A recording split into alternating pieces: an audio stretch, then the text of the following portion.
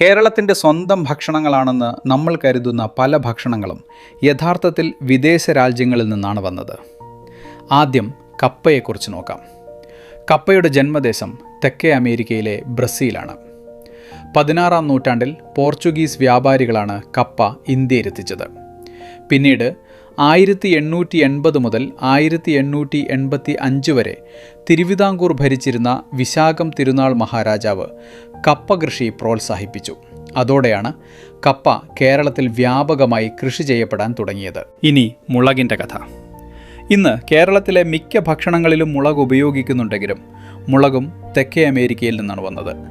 16-ാം നൂറ്റാണ്ടിൽ പോർച്ചുഗീസുകാരാണ് ഇത് ഇന്ത്യയിലെത്തിച്ചത്.